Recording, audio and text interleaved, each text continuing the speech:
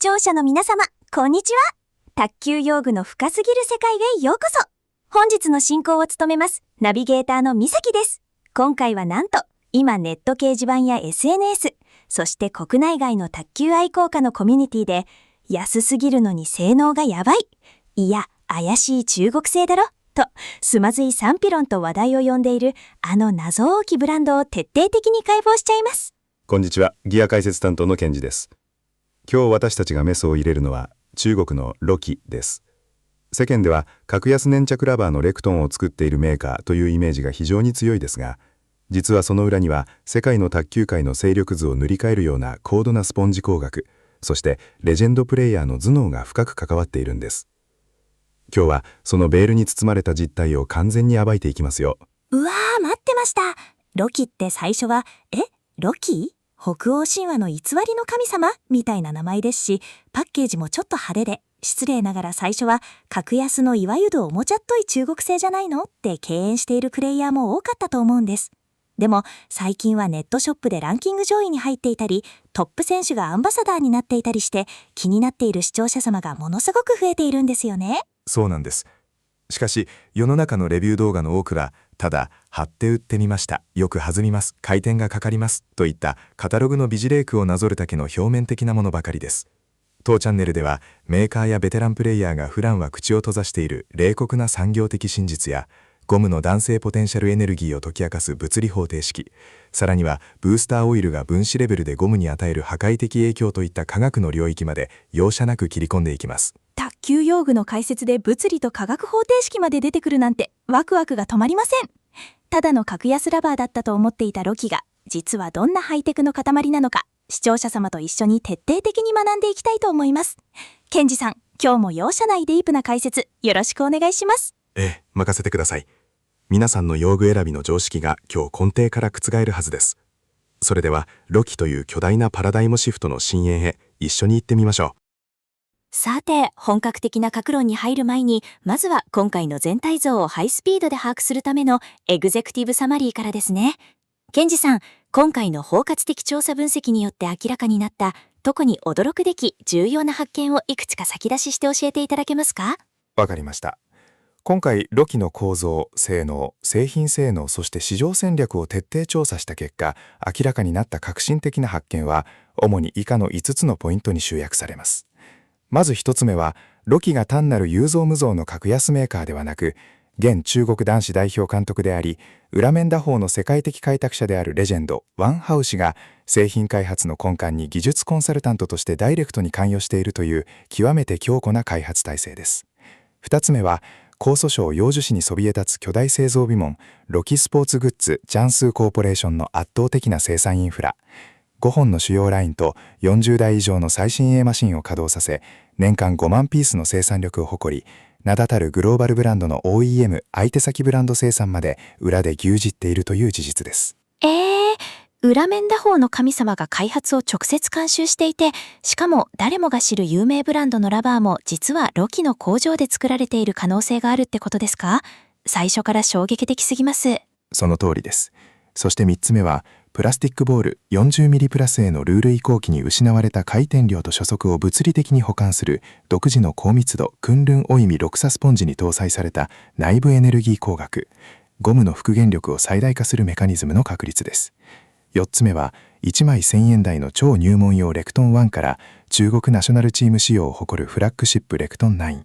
さらにはリャンジン君選手を想定した超特注仕様、確実にコントロールを重視するバックハンド専用のドイツ製コラボモデルテルソンまで、全てのプレイヤーの要求を網羅する精緻な製品ポートフォリオの構築。そして最後に5つ目、これが最も重要かつダークな部分ですが、圧倒的な安さを維持するための品質管理における個体交差のばらつきの許容、ユーザー自身によるブースター及び補助材5加工を前提としたゴム設計、そしてアマチュアプレイヤーの間で流行してしまっているベビーオイルによる代替ブースティングハックが引き起こすラバーの不可逆的な物理化学的崩壊、永久破壊の科学的検証結果です。最後の永久破壊ってフレーズ恐ろしすぎますけど、めちゃくちゃ知りたいです。格安の裏にある秘密からラバーをダメにしてしまうメンテナンスの罠まで一寸たりとも聞き逃せませんね。視聴者の皆様、ここから格論でこれらすべてを一つずつ徹底的に掘り下げていきますよ。では最初の各論テーマです。ロキーというブランドがどのようにして中国から世界へと羽ばたいたのか、その強大な製造の背景と工場の実態について教えてください。はい。ロキーの歴史は2011年7月26日の設立から始まります。本拠地を置くのは中国の江蘇省揚州市江東区。ここは古くから卓球用品の原材料供給や製造が盛んな、いわゆる卓球用品製造の聖地の一つです。彼らの製造基盤であるロキスポーツグッズジャンスーコーポレーションの2025-2026年企業案内や工場視察レポートを分析すると、そのインフラの巨大さに圧倒されます。敷地内には最新のオートメーション化された5本の主要生産ラインが構築されており、油圧プレス機や精密裁断機など40台以上の最新鋭製造機械が24時間体制で稼働しています。この強固な生産力により、年間生産能力は約5万ピース以上に達しているんです。年間5万ピース。それだけの規模だからこそ、世界中に安く大量のラバーを供給できるんですね。でもそれだけ大量に作っていると、品質が心配になるという声もネットで見かけますが、そのあたりはどうなんですか？そこはグローバル市場を相手にする企業として非常に厳しい体制を敷いています。QA/QC 品質保証品質管理部門には厳しい教育を受けた3名の専任検査官が常駐しており、完成したラバーは出荷前に 100% の物理目視テストを通過しなければなりません。この確固な管理体制があるからこそ、世界最大級の B2B プラットフォームであるアリババ .com において最高ランクの信頼性を示すベリファイドプロ認証済みプロサプライヤーのステータスを長年にわたって維持し続けているんです。自社ブランドの発展だけでなく、他社の OEM、つまり世界各国の有名卓球メーカーからロキーの工場で作ってくれと頼まれるのも、このインフラの高い信頼性があるからに他なりません。ロキーを語る上で絶対に外せない超重要人物が元世界王者のワン・ホー氏ですよね。ペンドライブ型で裏面打法を芸術の域にまで高めたあの伝説のプレイヤーです。その通りです。王鵬氏はオリンピックのシングルスで3大会連続銀メダルを獲得し、世界選手権でも頂点に立ったまさにペンドライブ裏面打法 RPB の完成者であり神様です。ロキーが単なる新興の格安メーカーからプロフェッショナルな競技用ブランドへと劇的な進化を遂げた最大の転換点が、2015年9月に彼と結んだ包括的な戦略的提携契約なんです。王鵬独占インタビュー資料を読むと、彼の役割は一般的なイメージキャラクター、つまりラケットを持ってパッケージで微笑むだけの広告等とは全く異なることがわかります。彼はロキーの共同研究開発者であり、技術コンサルタントとして、すべてのハイエンドラバーの開発プロセスを監督しているんです。技術コンサルタント。具体的には王鵬監督はどうやって開発に関わっているんですか？例えば、裏面打法という技術は、従来のシェイクハンドのバックハンド以上に、ラバーに対して一瞬で深く食い込み、そこから急激な回転を伴って相手コートの深くに突き刺さるという相反する高い性能を要求します。王鵬氏は自らの持つ裏面打法適用ラバー設計仕様の知見をベースに、スポンジのコード設定やトップシートのゴムの配合割合をミリ単位、パーセント単位で修正させ、自らテスト打球を行って OK が出るまで何度も作り直せました。このレジェンドの冷徹なこだわりが注ぎ込まれたからこそ、ロキーのラバーは回転がかけやすく台上で滑らないという粘着独特の強みを極限まで高めることができたわけです。現在では王鵬氏が現中国男子ナショナルチームのヘッドコーチという最高峰の地位にある威信を背景に、朱優選手やリャンジクン選手といった超一流プレイヤーをアンバサダーに迎え、ITTF 国際卓球連盟の公式イベントのメインスポンサーを務めるまでにブランドの格を高めることに成功しています。ここからはいよいよ技術の深部、ロキラバーの心臓部である内部エネルギー技術と物理学のお話です。ケンジさん、数式を使ってこのスポンジの凄さを解き明かしてください。お任せください。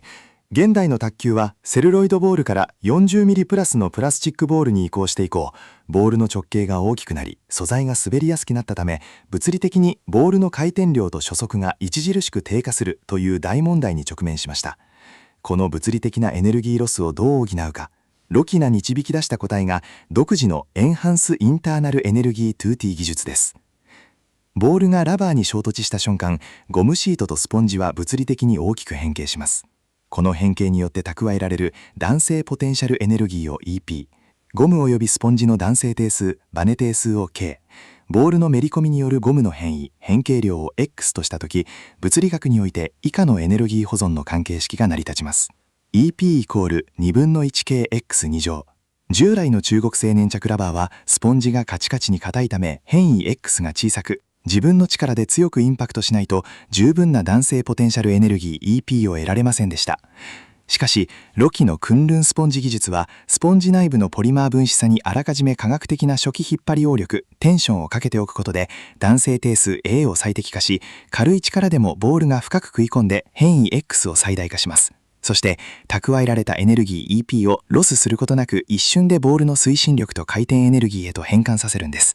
このエンハンスインターナルエネルギー 2T システムこそが、プラスチックボールによる原則を物理的に打ち破り、驚異的な初速と強烈な放物線、弧線を生み出す秘密なんです。なるほど。ただのスポンジではなく、物理的なエネルギー変換効率を極限まで高めるように、あらかじめバネが引き絞られた状態を作っているんですね。だから弱い力で打っても、ボールがビュンと走って、しっかりと相手コートに収まる放物線を描くんだ。めちゃくちゃ理にかなっています。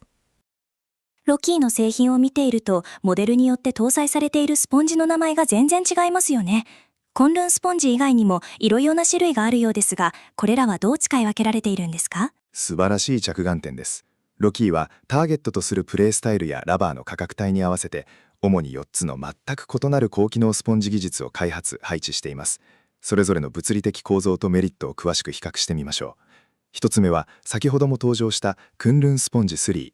これは非常に微細で高密度な気泡構造を持っています。ボールが当たった時に無駄なブレが生じず、エネルギーを一方向向に集中させるため、爆発的な反発力とネットの上を安全に通過して相手コートの深くで急激に沈む貫通力の高い安定した弧線を生み出します。2つ目は中価格帯に多く採用される NEH ケーキスポンジ。これはシフォンケーキのようにあえて目に見えるほど粗く大きな気泡を持たせたテンションスポンジです。打球時にボールがスポンジの奥深くまでぐにゅっと食い込むため、ボールがラバーに接触している時間、球持ち時間が長くなり、摩擦力を極限まで引き出して、誰でも簡単に強烈な回転を生み出せるようになります。ケーキスポンジは回転重視、コンルンがスピードと安定重視なんですね。残りの2つは？ 3つ目はフラッグシップにのみ許された超エリート技術、ロクサスポンジ3。これは非常に繊細で均一な超微細鋼を持ち、高度な組成技術によって作られています。極めて高いエネルギー保持力があり、プロ選手が限界の力でスイングした時でもスポンジが潰れきることなく、ラリー戦で相手を圧倒するプロレベルの極限スピンと驚異的な放物線の長さを提供します。そして4つ目が心地よい打球感に特化したハイパーエネルギー X。ゴム粒子と多層スポンジの界面に特殊な方法でエネルギーを注入しており、ボールがラケットの基板まで響く貫通感と手元にしっかりと打球の感覚が伝わる快適な打球感をもたらします。このように、ロキーは気泡の数、大きさ、密度を科学的にコントロールすることで、全く異なるプレースタイルを完璧にサポートしているんです。では、ここからは、ロキの代名詞ともいえる大人気シリーズ、レクトン、英流の個別解析に入りましょう。まずは、驚きも低価格で、世界中の卓球部員や愛好家を虜にしているエントリーライン、ワン金板、そして話題のプラスについてです。はい。ロキのラインナップの中で最も普及し、圧倒的な流通量を誇るのがレクトンシリーズです。まず、すべての始まりであるレクトン1。これは日本の実勢価格でなんと1200円前後という信じられないほどの低価格で販売されている強粘着ラバーです。トップシート、表面はボールがピタッと吸い付くほどの強力な粘着性を帯びており、スポンジは高密度で硬質な設計になっています。このラバーの最大の目的は、初心者が中国製粘着ラバー特有のシートでボールを薄く吸って強烈な回転をかけるスイングや、ごまかしの効かない正しい打球フォームを身につけるための練習用、中習用として、これ以上ない選択肢となっています。1200円なら、ラバーがすり減っても気軽に張り替えられますよね。では、ワン金板は何が違うんですか？実製1600円前後のレクトン1金板は非常にユニークなアプローチをとっています。卓球のルールではラバーは赤と黒の2色を貼らなければなりませんが、この金板は赤面と黒面でスポンジのコードやシートのゴム配合をわずかに変えています。これにより同じラバーのパッケージでありながら、フォア面に黒を貼って硬質な粘着の破壊力を出し、バック面に赤を貼って少し柔らかくコントロールを重視するといった表裏での異なる性能変化を一つの商品でスマートに解決しているんです。そして日本の卓球専門メディアや動画サイトでコスパ最強のバグレベルラバーとして大旋風を巻き起こしたのが実製約2700円のレクトンプラスです。これは高強度高弾性スポンジを採用しており、打球時のミス修正率が異常なほど高い。硬質なゴム配合や七枚配合、アウターカーボンを搭載したラケットに貼ると粘着の回転力を発揮しつつ弾み不足を完全に補ってくれる中級者にとって魔法のような扱いやすさを持つ超人気モデルです。次はさらにステップアップしたいプレイヤー向けの3と5の系統ですね。ここから一気に本格的な小チーム仕様だとかカスタムグレードといったマニアックな専門用語が飛び出してきます。そうですね。ここからがロキのディープなスポンジ工学が本領を発揮する領域です。まず、おしゃれなカラーラバーを展開して若い世代に大ヒットしたレクトン3とレクトン3プロ。実製価格は2000円から2400円。これらは従来のカチカチで飛ばない粘着のイメージを覆し、強粘着シートに気泡の粗いネギケークスポンジをドッキングしています。打感は非常にソフトで心地よく、まるでヨーロッパ製のスピン系テンションラバーのように食い込ませて高い放物線を描くドライブが簡単に打てます。3プロはさらに高度を40度に引き上げ、スピンの最大値を向上させた本格仕様です。そしてロキの粘着技術の本格的なマイルストーンとなるのが実製約2400円のレクトン5です。ここから高密度なクンルンストンジが搭載されます。高度は40度。非常にシートの引き連れ、グリップ力が強く、中国の伝統的な薄く擦れ打法に完全適応し、前陣から中陣での台上の精密なコントロールと強烈なスピン性能を両立します。5ネオとかプロとかトップがつくとさらにどう変化するんですか？実製約2700円のレクトン5ネオは、スポンジ裏面に補助材を工場で事前に均一塗布した E-DADY 工場ブースト加工済みのブルースポンジバージョンです。パッケージを開けた瞬間からブルースポンジ特有のグッと食い込んでドカンと飛ぶ圧倒的な反発力を体感できます。さらに地方の代表チーム仕様として一般市販品よりもシートの粘着剤の厚みを均一にし、スポンジのコシ、弾性回復力を高めた高性能版レクトン5プロ小チーム用約3500円。そして各省の主力選手や一切の多用を許さない上級ユーザー向けに高度が完全に一定になるよう厳格に選別管理されたカスタムグレードレクトン5トップ小特性まで展開されています。同じ5でもプレイスタイルや求める厳密さによってここまで細かくチューニングされているんです。いよいよレクトンシリーズのピラミッドの頂点に君臨する7と9の領域です。ここはもう中国のナショナルチームや世界の超トップ選手が使うような最高峰のスペックなんですよね。はい、この領域はあの有名な高速機 DHS の強氷3国用ナショナルチーム用といった1枚1万5000円以上する超高級超プロ仕様ラバーに真っ向から挑戦し、圧倒的な低価格でその性能を再現することを目指したロキも技術の限界点です。まず実製約3500円のレクトン7およびレクトン7プロ。これは強烈な粘着力を持つトップシートに気泡が非常に粗く反発力の高いハイテンションケーキスポンジを融合させた現代的な粘着テンション仕様です。従来の中国粘着のように自分の力で全力で振らないと飛ばないという弱点を完全に克服し、軽く当ててもテンションラバーのように爽快にボールが飛び出します。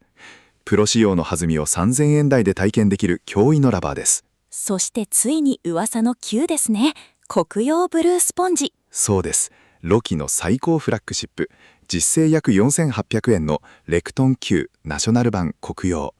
これには最高峰のロクサ3スポンジが採用されています。打ってみると分かりますが、強烈な下回転に対する持ち上げやすさ、相手コートにバウンドした瞬間にググッと沈み込んでレシーバーを狂わせる独特の癖玉、そして激しい引き合いのラリーでも打ち負けない強靭なスポンジの底力、コシが信じられないほどの完成度で備わっています。さらにその上には選別されたロクサ3スポンジを採用し、打球時の正確なコントロール性と破壊力を極限まで高めた選手用カスタムレクトン9プロ選手特注約7000円。そしてロキの最高傑作、実製約9900円のレクトン9中国リャンジンクン特注。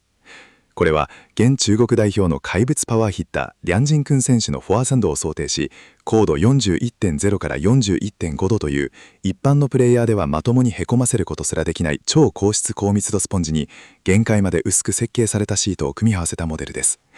身体能力に自信のあるパワーヒッターがフルスイングした時の破壊力は文字通り怪物級。ロキの技術の全てがここに結晶しています。続いてのシリーズはスマートで洗練されたパッケージが目を引くアーサーシリーズです。こちらは競技志向プレミアムラインとのことですが、レクトンシリーズとは何が違うんですか？レクトンが伝統的な中国粘着ラバーの系譜を継いでいるのに対し、アーサーシリーズは現代のプラスチックボールに完全適用し、プロや上級競技者がパッケージから出してラケットに貼ったら補助剤、ブースターを塗らなくてもその瞬間から即座に 100% の戦闘力を発揮するという非常に実践的なレディートゥープレイ思想に基づいて設計されています。その代表格が実製約4800円のアーサーチャイナです。これは高度40度の大気口径気スポンジを採用した超強粘着ラバーですが、工場出荷時に特別なプレチューニング、事前の膜処理、イーダリが極めて精密に施されています。ユーザーが自分で怪しいオイルを塗ったり何日も乾かしたりする手間を一切排除し、貼るだけでプロスペックの超回転と飛距離が手に入ります。自分でオイルを塗るのってムラができたりして難しいですし、公式ルールに引っかからないかハラハラしますもんね。貼るだけで完璧な状態というのはアマチュア競技者にとって本当にありがたいです。そうなんです。そしてこのアーサーシリーズにはプレイスタイルに合わせて日読スタイルのラバーも用意されています。ヨーロッパ製スピン系テンションの圧倒的な食い込みと優れた操作性を完璧にトレースした非粘着テンションアーサーヨーロッパ。こちらはバックハンドでの連続ドライブや相手の強打をブロックするハーフボレーに最適です。さらにアジア圏のレルドイピッチと強いインパクトに適用するよう中高度スポンジで調整されたアーサーアジア。この3つのバリエーションでフォアもバックもプレイヤーの好みに完璧にフィットするシステムを構築しているんです。そして次は元中国代表のスター選手、張優選手が開発に加わり、自ら使用していることでも話題のテルソンシリーズです。バックハンド高速ラリーへの革命というキャッチコピー、すごく強そうです。これはまさに中国製ラバーの最大の弱点であったバックハンドにおける弾みとスピード不足を解決するための一大イノベーションなんです。現代卓球においてフォアハンドは大きくスイングして連着ラバーで強烈な回転をかけることができますが、バックハンドは体の前でコンパクトに振らなければならないため、どうしてもラバー自体がボールを勝手に弾き出してくれるオートマチックな性能、つまりドイツ製や日本製のハイテンションラバーのような弾みが必要になります。そこで開発されたのが実製約4500円から5500円のテルソン1です。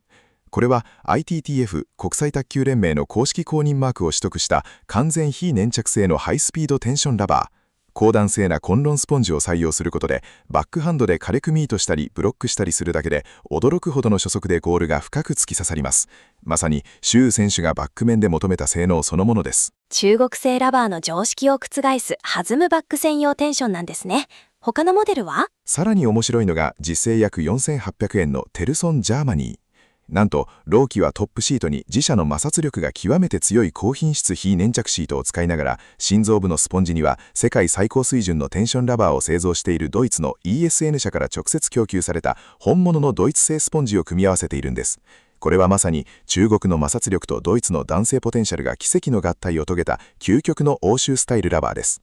そして最新のテルソンチャイナはトップシートに微粘着性の残しつつ、ローキの最新技術であるコンルン4をドッキング。全員から中陣での超高速両ハンドドライブを可能にする最先端のハイブリッド粘着テンションとして注目を集めています。ケンジさん、ここで一回ロキーの多すぎるラバーたちを整理したいです。一覧表のデータを見ながら、それぞれの物理スペックや価格、プレイスタイルのポジショニングを視聴者様に向けて体系的に解説していただけますか？はい。ロキーの主要18モデルのスペックシートを比較することで、彼らの緻密なマーケティングとポジショニングが一目で理解できます。まず、エントリーのレクトン1は高度39度、スピードが低で約1200円。これが全ての粘着技術の基礎です。そこからレクトン3に上がると、ケーキスポンジの採用により、高度は39度を維持しつつ、スピードが中、スピンが高へと進化し、カラーラバーの楽しさも加わります。中級から上級を支えるレクトン5の系譜を見ると、無印の5約2400円は高度40度、スピード中、スピン高ですが、5ネオになると E ダディ高上ブースト加工により高度40度のままスピードが中上へワンランク引き上げられます。そして小チーム用の5プロは高度が41度に設定され、スピンが非常に高にブーストされます。本当に価格と高度、性能がグラデーションのように綺麗につながっていますね。そうなんです。そしてプロが真っ向勝負する領域、レクトン9、コクは高度39度40度でスピード非常に高、スピン極めて高。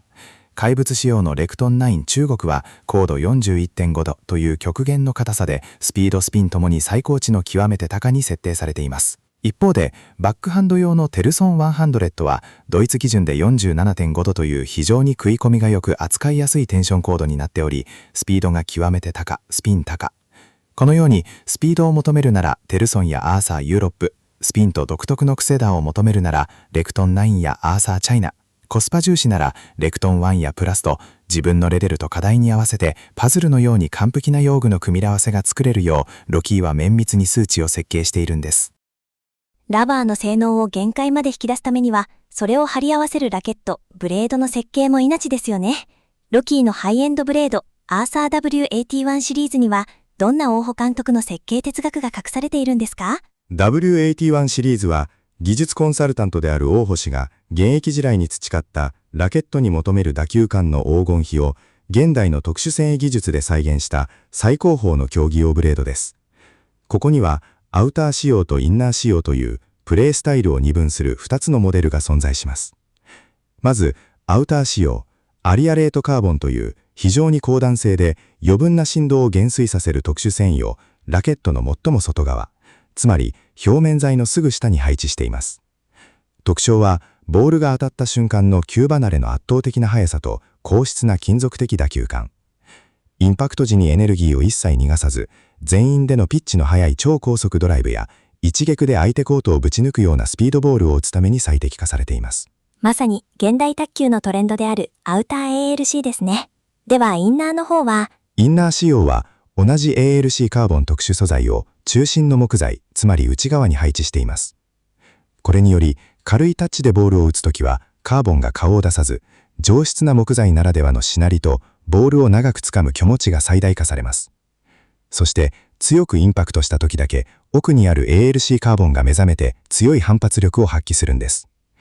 特に、レクトン9国用のような、硬くてすすることで回転がかかる中国粘着ラバーをフォア面に貼った場合、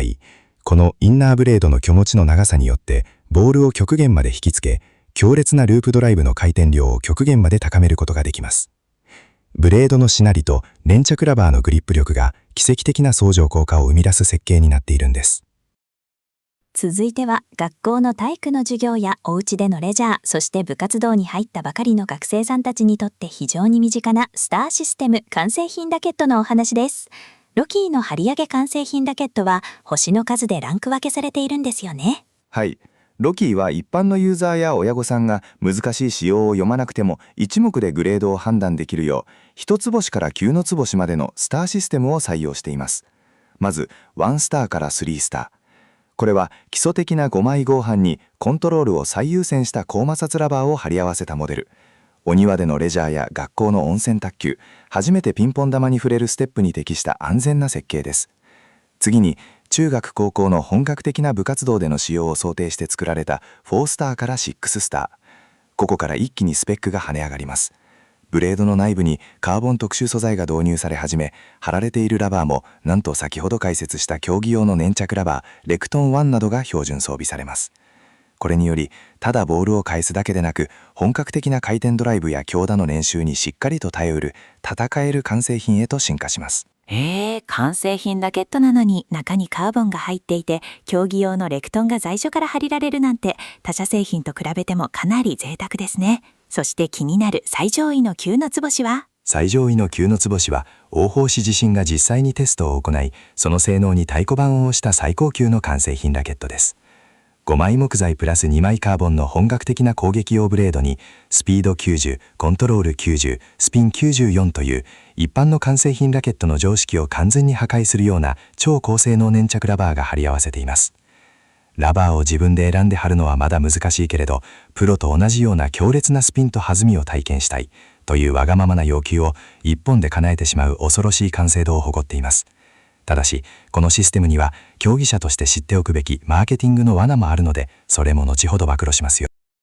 さあ、ここからは用具マニアの皆様が最も楽しみにしていた科学の講義のお時間です。ロキーは他社に先んじて非常にアグレッシブなメンテナンスケミカルを開発していますが、まずはブラックブースターことアールクストンスペシャルブラックオイルの仕組みについて、ケンジさん、化学式や分子の視点から詳しく教えてください。はい、非常にディープな部分ですね。卓球界では2008年以降、スピードを劇的に向上させるスピードグルー、揮発性有機化合物 VOC を含む接着剤が健康被害や公平性の観点から完全に禁止されました。しかし、中国製ラバーの高質なスポンジをいかにして活性化させるかは全プレイヤーにとって永遠の課題でした。そこでロキーが開発したのがこのアールクストンスペシャルブラックオイルブラックブースターです。この補助剤は有害な揮発性有機化合物の検出値を約 0.5 以下という極限の数値に厳格に抑制し、 ITTF の公式ルールを完璧に遵守しながらも硬質スポンジを極限まで活性化させることに成功しています。その秘密は主成分である特殊有機ポリマーと低 VOC 調整溶剤の絶妙な分子結合構造にあります。分子結合構造。具体的にはスポンジのゴムの中で何が起きているんですか？スポンジを構成するゴムは多数の分子がジャングルジムのように複雑に絡み合った高分子マトリックス華僑ゴム組織を形成しています。このブラックブースターをスポンジに塗布すると、特殊有機ポリマーの分子がジャングルジムの隙間、つまりゴム分子差の結合の隙間に深くゆっくりと浸透していきます。これにより絡み合っていたゴム分子同士の電気的な相互作用が一時的に和らぎ、分子レベルでの潤滑化緩和が起こるんです。分子の隙間が適度に広がり動きやすくなることで、スポンジ全体の復元弾性が爆発的に向上します。ボールが当たった瞬間にジャングルジムが一瞬できれいにへこみ、そこから元の形に戻ろうとする力が超高速で働くため、無揮発低 VOC でありながらまるでスピードグルーを塗ったかような驚異的な飛距離と食い込みを生み出すことができる。これこそがロキーが誇る最先端の分子潤滑メカニズムの真実なんです。すごい！カチカチで動かなかったゴム分子の隙間に特殊ポリマーが入り込んでスムーズに動くための潤滑油になるんですね。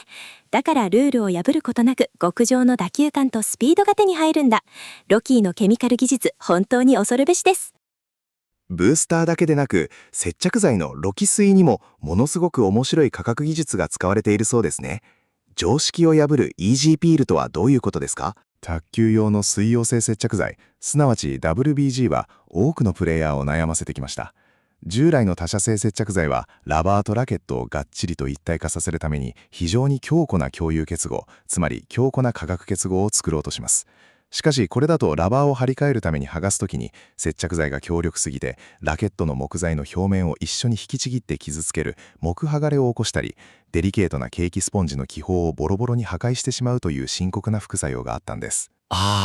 せっかく買った高いラケットの表面がベリッと剥がれたり、ラバーのスポンジがボロボロになって使い物にならなくなってしまうあの悪夢、あれは絶対に避けたいです。そこでロキが開発したのが接着剤ロキプログルーに搭載された選択的化強技術です。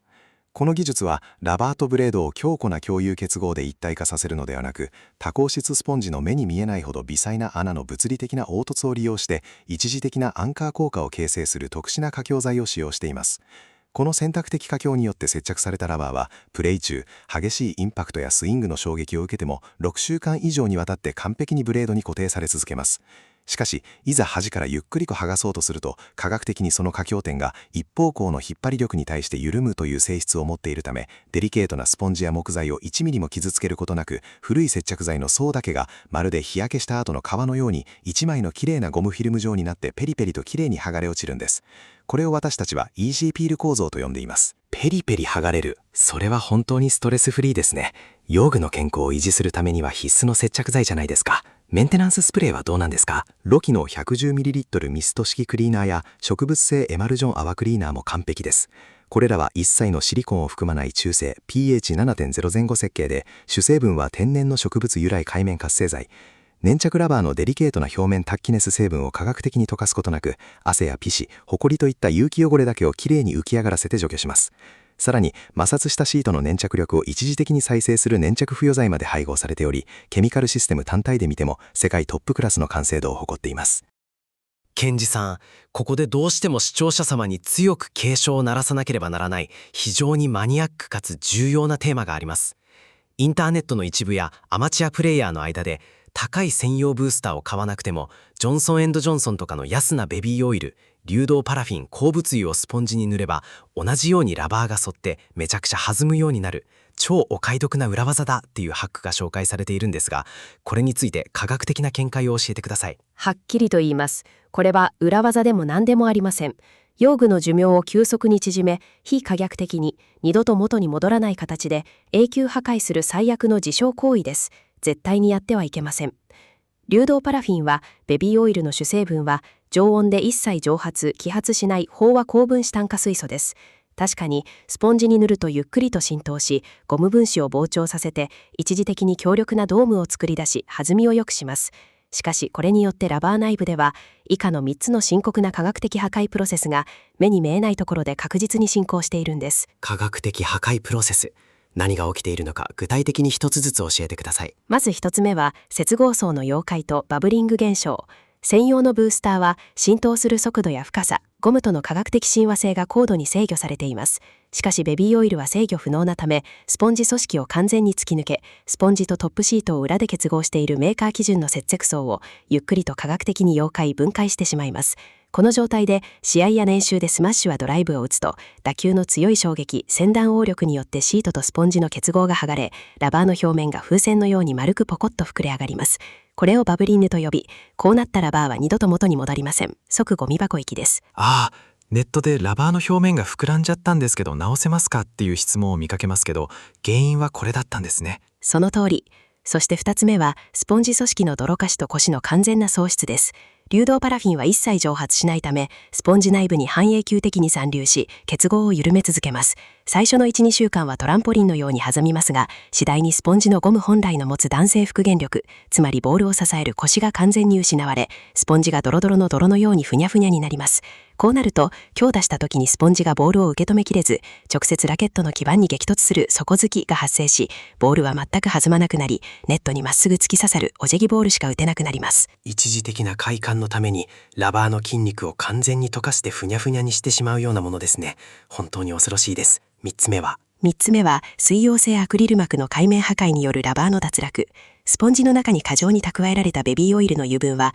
時間の経過とともにラケットとラバーをくっつけている接着面にじわじわと染み出してきます。これが水溶性接着剤の模基材が形成している極性アクリルラテックス皮膜の結合を界面から破壊するため、プレイ中に突然ラバーの端がめくれ上がったり、最悪の場合はスイングした瞬間にラバー全体がブレードからベロンと剥がれ落ちるという致命的な接着不良を引き起こします。サバ級スポーツやカッツオ卓球などの専門誌打レビューでも、安易なベビーオイルの使用はラバー全体の物理的バランスを崩壊させると厳しく警告されています。弾みを上げたい場合は必ず規定の低 VOC 専用オイルを使い、代用品のケミカルハックは絶対に排除してください。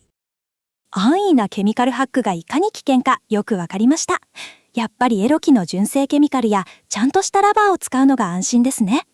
でもエロキの製品ってどこで買うのが一番安全で確実なんですか？調達ルートについて教えてください。日本のユーザーがロキの製品を手に入れるための調達ルートは主に2つのエコシステムに分類されます。それぞれのメリットと仕組みを理解して使い分けることが重要です。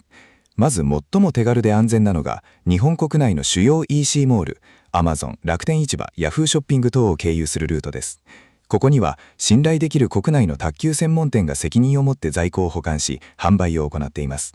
メリットは何といっても配送スピード。注文すれば数日以内に手元に届き、万が一の不良品対応や日本語でのアフターサポートが確実に保証されています。レクトン1やレクトン3のカラーラバー、メンテナンススプレーなどをサクッと手に入れたいときは、この国内 EC ルートがベストな選択肢になります。でもさっき出てきたレクトン9国用ブルースポンジやリャンヨシ君特注みたいなものすごくマニアックなハイエンドモデルって国内の一般的なショップだと在庫がなかったり取り寄せが難しかったりしますよね。そうなんです。そこで登場するのが2つ目のルート。アリエクスプレスのロキーオフィシャルストアなど中国本国の公式直営ショップから直接輸入する取引です。ここでは流通の中合本源地である揚州市の倉庫から直接発送されるため、国内未発売のカスタム仕様ラバーや特注仕様の W81 ブレードが圧倒的な現地価格で手に入ります。しかし個人輸入と聞くと視聴者様の中には本物ではなく精巧に作られた偽物偽造品を送りつけられるんじゃないかと不安に思う方も非常に多いでしょう。そうですよね。特に中国のプレミアム粘着ラバーは世界中で偽造品が横行しているって聞きますし、心配です。そこはロキーも非常に強力な自己防衛システムを完備しています。ロキーの正規品パッケージの表面には見る角度によってデザインが立体的に変化するホログラム仕様の偽造防止シールが強固に塗布されています。このシールの一部をコインなどでスクラッチ削ると、中に世界でただ一つの防偽安全個別シリアルコードが出現します。スマートフォンでロキーのグローバル公式サイトにある防偽検索心眼紹介ページにアクセスし、そのシリアルコードを入力すると、その場で 100% 正規品かどうかのジャッジが下されます。さらにそのコードが何回検索されたかという履歴まで表示されるため、万が一使用済みのコードが印刷された偽物であっても、アクティベーション履歴が2回目以上として即座に見破ることができるんです。すごい。ホログラムとスクラッチコードで本物である証明が1秒で確認できるんですね。これなら安心して中国直輸入の超ハイエンドモデルに挑戦できます。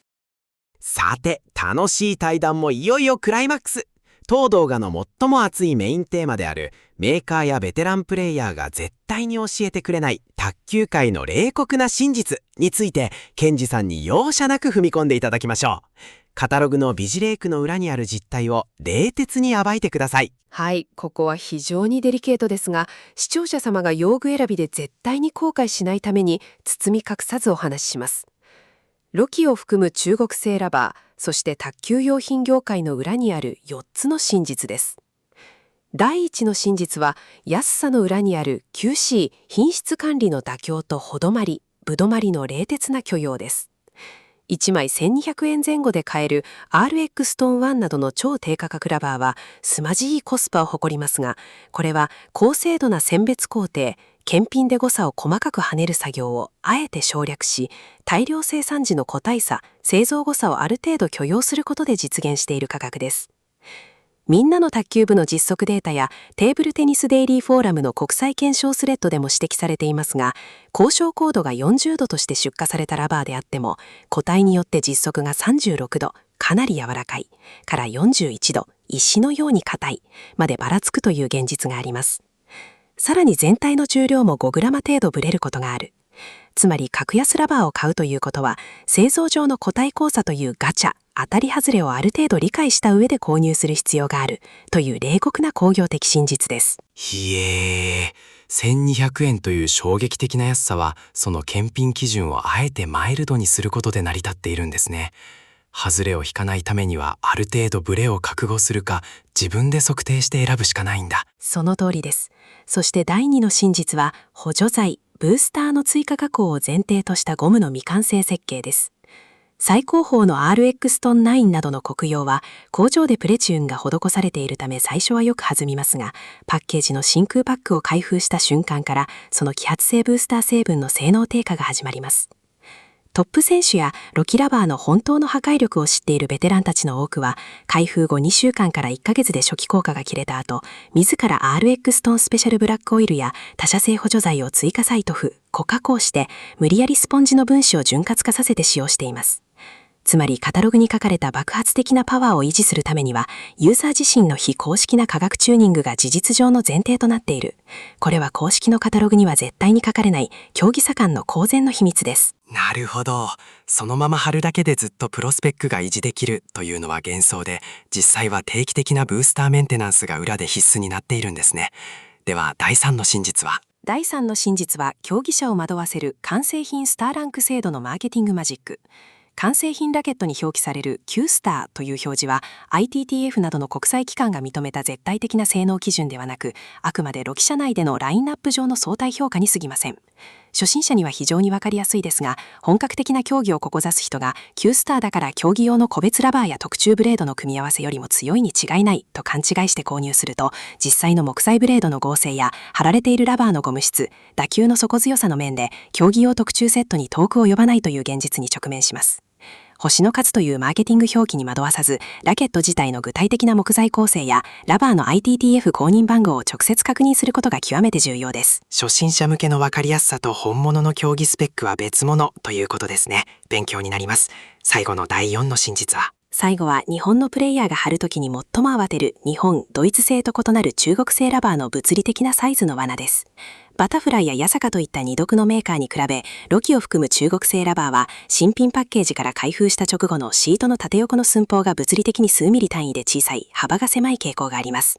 これによりブレード点が非常に広く設計されているカットマン用の大型ラケットや一部の大型特殊繊維ラケットに貼り合わせようとすると、グリップ付近の木ひだが広く露出してしまったり、ラケットの端のゴムが足りなくなって貼り直しを余儀なくされるという罠があります。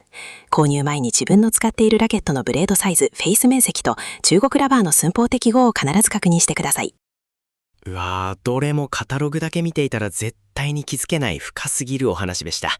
さて、ここからは皆様お楽しみのコーナー、視聴者様コメントに対してさらに調べてみましたのお時間です。今回も当チャンネルの視聴者様である熱心な卓球愛好家の皆様から寄せられた特にマニアックで深い3つの疑問について、ケンジさんが本気で裏付け調査を行ってくれました。はい、いつも熱いコメントをいただきありがとうございます。今回も非常に科学的かつ実践的な鋭い質問が届いています。メーカーの製造ラインの裏情報や科学データベースを駆使して本気で回答していきます。まず Q1。最新モデルに採用されているコンロン4スポンジは従来の3から本当に進化したのか、ただのマイナーチェンジではという疑問です。これについて調査したところ、単なるマイナーチェンジとは言えない非常に革新的な構造進化が判明しました。最大の違いは、スポンジ裏面の高分子ゴム組織マトリックスにあらかじめ自己加強型の柔軟エラストマーを分子レベルで直接重合させた 2HT2 ワイトホワイトプライマー技術の新規導入です。従来の言い立ては、スポンジの中に物理的にブースターオイルを押し込んでポンチをさせているだけだったため、約3週間でオイルが空気中に抜けていき、スポンジが急速に元の硬さに戻って硬化するという弱点がありました。しかし最新のコンロン4は、スポンジ自体の分子のこと積みそのものが油分がなくても自己反発、弾性回復するように開出されています。外部から液体のブースターを大量に注入しなくても、非常に長期にわたってソフトな打球感と強力な放物線を維持できる点で、ゴム工学的に極めて大きな技術的躍進を遂げていることが分かりました。わー、外部からオイルを足さなくてもスポンジ自体が分子レベルでバネの力を長く保つ構造に変わったんですね。それは本物の進化です。では続いて Q2。接着剤ロキ水は剥がれやすくて使いにくい、プレイ中にラバーが浮いてくるんじゃないかというコメントについてはいかがですか？このロキ水の接着力に関する懸念について徹底的に検証しました。結論から言うと、これはロキ水の性能不足ではなく、水分の乾燥・成膜プロセスに対するプレイヤー側の知識不足が原因です。ロキ水は先ほど解説した選択的加強技術を採用しているため、科学的に常温で水分が乾燥して接着アクリル皮膜を成膜するまでに、他社製の一般的な接着剤に比べて約 1.5 倍以上の時間、完全に透明になるまで数時間を要するという独自の化学特性を持っています。これを他社製と同じ感覚で、ちょっと白っぽさが残っているけど大体乾いたから貼ってしまえと急いでラケットに圧着してしまうと、加強結合が完全に形成されず、極めて弱い接着力になってしまいます。しかし水分を 100% 揮発させて完全に透明なアクリル皮膜にし、専用のラバーローラー、ローリングバーで上から均一に強い圧力をかけて押しつぶすように圧着、完全成膜させれば、プレイ中の強力なスマッシュらカウンターの衝撃を受けても、エッジからラバーが浮いてくることは一切ありません。むしろ剥がすときにはデリケートなスポンジを1ミリも崩さずきれいに剥がせるという道具の寿命を劇的に伸ばす最高の接着ケミカルなんです。なるほど。完全に透明になるまで焦らずしっかり乾かし、ローラーで圧着する。この基本を守るだけでロキ水は魔法のように優れた接着剤になるんですね。焦りは禁物です。では最後の質問 Q3。LO キーのスポンジは1ヶ月程度使っていると端がポロポロと崩れてしまうクランブル現象という噂を聞いたのですが、本当ですか？について教えてください。このスポンジ崩壊現象の真相について未顕微レベルでの物理科学的追求を行いました。分析の結果、これは LO キーのスポンジ本来の素材強度不足やメーカーの品質欠陥ではありません。原因のほぼ 100% は一部のアマチュアプレイヤーが実践しているベビーオイルなどの不適切な流動パラフィンの過度な繰り返し縫と、あるいは公式ルール非適合の強力な有機ソールド接着剤スピードグルー代替品などの乱用によるものです。流動パラフィンの油分や強い有機ソールは LO キーの上質なコンロンスポンジやロクサスポンジの微細孔を形作っている可強高分子ゴムのネットワーク結合点を非可強的に二度とつながらない形でプチプチと切断し、スポンジの気泡の壁セル壁を科学的に弱体化させ、物理的に簡単に崩れ落ちる土化腰抜けを急激に促進させます。メーカーの出荷状態や無揮発無機の接着剤、ロキ水などの使用された標準的な環境であれば、通常使用においてスポンジが端からボロボロと崩れ落ちるリスクは極めて低いことが完全に実証されています。すべては不適切なケミカルハックが引き起こした用具の悲鳴だったというのが真実です。ケンジさん、本当にありがとうございました。ロキーというブランドの巨大な産業背景から、裏面打法の大川監督の魂が注ぎ込まれた設計哲学、エンハンストインターナルエナジー 2T という物理学、そして私たちが絶対に避けるべきケミカルメンテナンスの恐ろしい罠まで、全てが科学的に一本の線でつながりましたね。そうですね。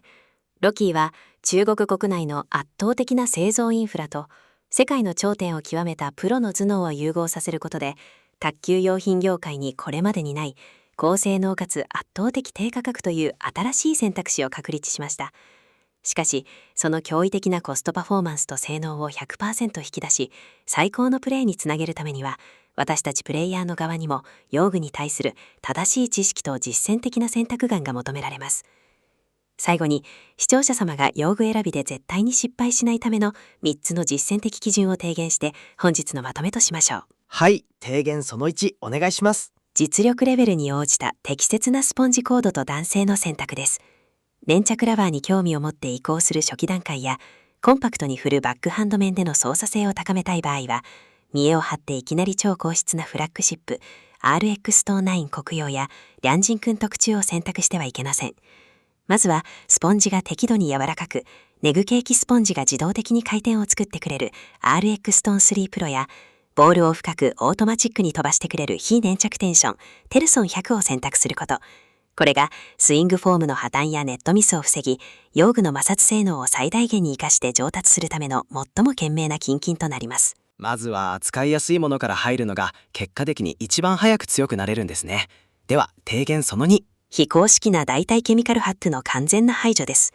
ネットに転がっているベビーオイルを塗れば安く済むといった代用ハックは短期的には弾みますが、科学的バブリング、シートとスポンジの剥離、スポンジ組織の泥化、アクリル皮膜の溶解による接着力崩壊を引き起こし、大切な用具ラバーを物理的に永久破壊します。ラバーを長持ちし、弾みをルール適合の範囲で向上させたい場合は、低 VOC の純正オイル RX ストーンスペシャルブラックオイルを規定量で使用し、接着時にスポンジトラケットを優しく保護するロキープログルーを採用するトータルケミカルメンテナンスを徹底してください。本当にベビーオイルはラバーの命を奪う毒薬ですね。そして最後の提言その3。目的に応じた調達ルートの使い分けと防偽心眼判定の徹底です。手軽に確実にサポートを受けながら入手したい場合は、日本の信頼できる国内主要 EC サイト、Amazon、楽天等の卓球専門店を利用する。そして、日本未発売の選手特注仕様、リャンジン君特注などを現地価格で手に入れたい場合は、アリエクスプレスのロキーオフィシャルストアなどの公式直営ショップから個人輸入する。そして直輸入で調達した場合は、製品が届いたら必ずパッケージのスクラッチを削り、ロキー公式サイトで防偽セキュリティコード確認、心眼照会を行う。このステップを踏むことこそが粗悪な偽物を完全に排除し、本物の大顔仕様のパフォーマンスを自分の手元で引き出すための最強の自己防衛となります。素晴らしい提言を本当にありがとうございました。正しい知識を持ち、正しいメンテナンスを行ってこそ、用具は私たちの期待に応えて最高のパフォーマンスを返してくれるんですね。